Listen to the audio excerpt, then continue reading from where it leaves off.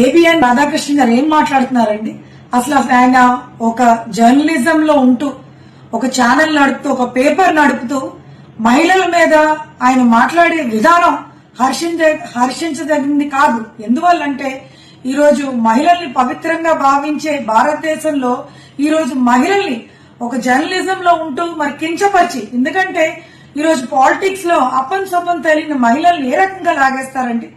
మరి మనందరికీ తెలుసు, లాస్ట్ వీక్ జగన్మోహన్ రెడ్డి గారు ఒక ప్రెస్ మీట్ పెట్టి ఈ రోజు రాష్ట్రం అప్పుల పాలైపోయింది, రాష్ట్రంలో నిధులు లేవు, సో ఖచ్చితంగా ఇన్ని అప్పులు తీసుకొచ్చి రాష్ట్రానికి ఒక పర్మనెంట్ ఇన్ఫ్రాస్ట్రక్చర్ తేవాలంటే ఎంతో కష్టమైన పని అనే విషయం మనందరికీ తెలిసిందే. సో మనకున్న ఫెసిలిటీస్, మనకున్న రిసోర్సెస్ తో మనం మావిగన్ అని చెప్పి మచిలీపట్నం, విజయవాడ, గుంటూరు యొక్క సరిహద్దుల్లో ఒక మంచి క్యాపిటల్ ఏరియా మనం అందరూ నిర్మించుకుంటే బాగుంటుందని చెప్పి ఒక ప్రతిపాదన చేశారు. ఆ ప్రతిపాదన ఆంధ్ర రాష్ట్రంలో అదే విధంగా ఆల్ ఓవర్ ఇండియా, మరి ఆల్ ఓవర్ ఇంటర్నేషనల్ లెవెల్లో కూడా మరి జగన్మోహన్ రెడ్డి గారు చెప్పింది కరెక్టే కదా అని ప్రజలు ఆలోచించడం మొదలు పెట్టారు. సో ఎప్పుడైతే ప్రజలు ఒక పాజిటివ్ యాటిట్యూడ్ లో ఆలోచిస్తున్నారో, సో జగన్ చెప్పింది కరెక్టే అని చెప్పి ప్రజల యొక్క ఆలోచన శక్తి పెరుగుతుందో, ఖచ్చితంగా దీన్ని ఇమ్మీడియట్ గా డైవర్ట్ చేసేయాలని చెప్పి ఒక కుళ్ళు కుతంత్ర వృద్ధితో ఈ రోజున రాధాకృష్ణ గారు మరి ఆయన ఒక టీవీలు, ఆయన ఒక ఛానల్స్, ఆయన ఒక పేపర్ లో ఎవరైతే జగన్మోహన్ రెడ్డి గారిని సపోర్ట్ చేస్తున్నారో వాళ్ళ ఇంట్లో వాళ్ళ భార్యలంట, వాళ్ళ చెల్లెల కింద భావించట, పెళ్లి సంబంధాలు చూడొచ్చు కదా అన్న విధంగా మరి ఈ రోజున ఏ రకంగా రాధాకృష్ణ గారు మాట్లాడుతున్నారండి? ఈ రోజు పాలిటిక్స్ లో అప్పన్ సొప్పన్ తెలియని మహిళలు లాగేస్తారా? ఈ రోజు మహిళలను గౌరవించాలి తప్ప ఈ రోజు మహిళల్ని పాలిటిక్స్ లోకి లాగేసి మరి మనం చూస్తాం, కూటమి ప్రభుత్వం అధికారంలోకి వచ్చే వెంటనే ఆ కలియుగ దైవమైన శ్రీ వెంకటేశ్వర స్వామిని మరి పాలిటిక్స్ లోకి లాగేశారు. అయిపోయింది. వెంకటేశ్వర స్వామిని చాలా కాలం నుంచి కథలు పాలిటిక్స్ లోకి లాగిన విషయం, అవన్నీ ఏం జరిగినది మనకు అందరికీ తెలిసిన విషయమే. ఈ రోజున ఖచ్చితంగా ఈ టాపిక్ డైవర్ట్ అవ్వాలి, ఈ టాపిక్ ఏ రకంగా డైవర్ట్ చేయాలన్న ఆలోచనతో ఈ రోజు మహిళలు లాగుతారండి. ఏమండి రాధాకృష్ణ గారు, మీ ఇంట్లో మీ అక్క, చెల్లి, మీ భార్య లేరండి? మీ పిల్లలు లేరండి? ఈరోజు ఆవిడ మహిళలు కాదా? మరి ఆళ్ళకో రూలు, మాకో రూలా?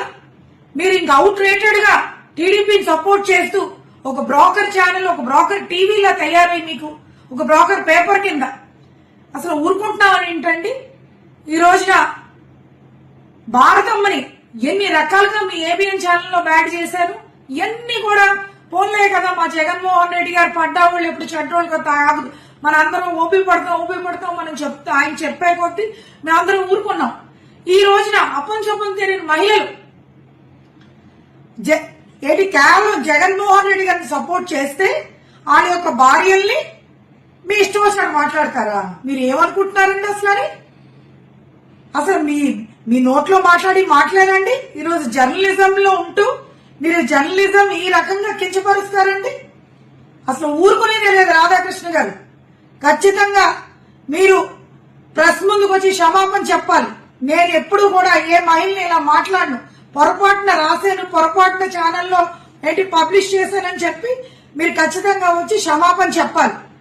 ఈ రకంగా మహిళల్ని గౌరవించకుండా మీరు ఇష్టం వచ్చినట్టు మహిళల గురించి మాట్లాడితే మీ ఛానల్, మీ పేపర్ ని కూడా మేము అసలు ఉండనివ్వమని చెప్పి మా తరపున, ఈరోజు మహిళల తరపున, అదే విధంగా అందరి తరపున కూడా మిమ్మల్ని మేము హెచ్చరిస్తున్నాం. మరి హోమ్ మినిస్టర్ గారు అనిత గారు ఇందాకే చూశాను, మరి ఆ మాట్లాడిన మాటల్లో ఏముందిలే అన్నట్టు మాట్లాడుతున్నారు. ఈరోజు మీరు మహిళా హోంమంత్రే కదండి.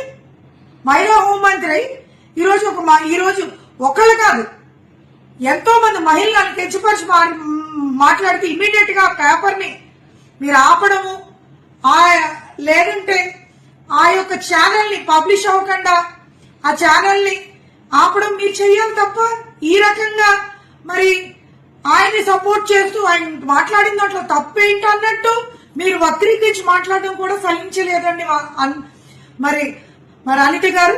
సో ఖచ్చితంగా నేనైతే ఒకటే చెప్తున్నాను, ఇమ్మీడియట్ గా రాధాకృష్ణ గారు ఈరోజు మహిళలతో పెట్టుకుంటున్నారు, ఖచ్చితంగా మీరు అంతకంతకు అనుభవిస్తారని మీరు ఇమ్మీడియట్ గా వచ్చి క్షమాపణ చెప్పాలని, లేనిచో మా యొక్క యాక్షన్ ఎలా ఉంటుందని మీరు త్వరలో చూడబోతున్నారండి.